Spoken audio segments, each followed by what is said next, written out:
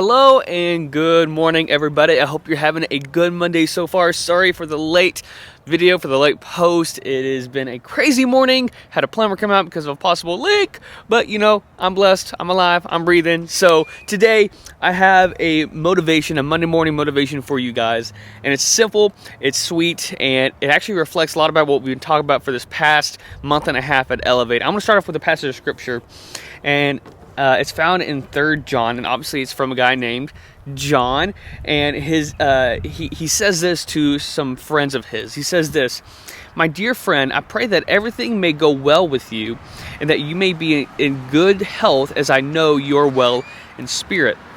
And what is so important about this passage of scripture is that when John is talking to his friend about the health of his body, he recognizes that he also has a soul that needs health, or that has health.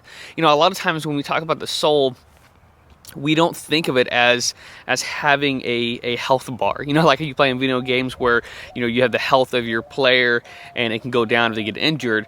A lot of times when it comes to our souls, I don't think a lot of us think of our souls that way, that it has a health. It's just, we think of it as just there.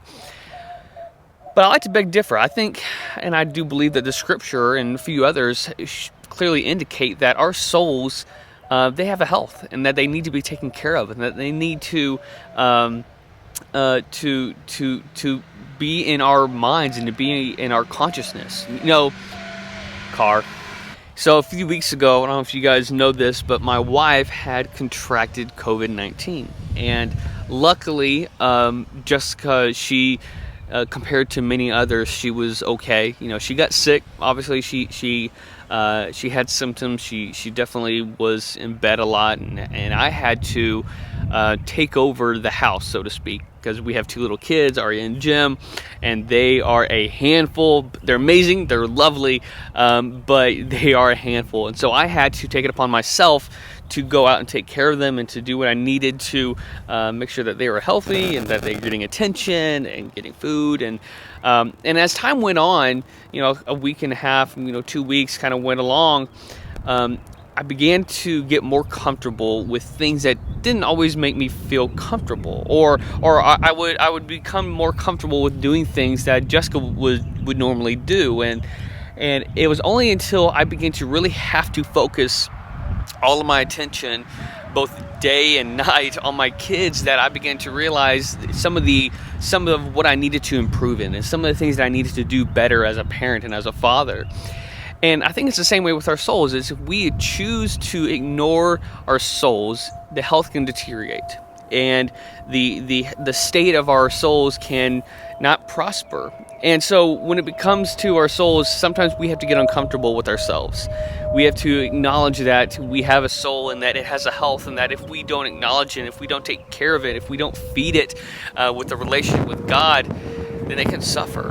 And so today, as we actually concluded yesterday this series about the soul, I want to encourage you all to take today to maybe just reflect about where you're at. How is your soul? How are you doing? Maybe ask yourself that question. Maybe spend a few moments in prayer. Maybe spend a few moments where you're just asking God, where am I, God? How are we doing? How am I doing? And really begin to evaluate yourself. As uncomfortable as it might be, it's important and it's vital that we know where we're at, and know that God does love us, and that wherever you are at, God still loves you, and He cares for you, and He wants what's best for you. So guys, that's all I have for y'all today. I love you all. I hope you all have a fantastic spring break. I hope that this week is fun and safe. And that's it. Love you guys. Have a great week. See you next time. Bye.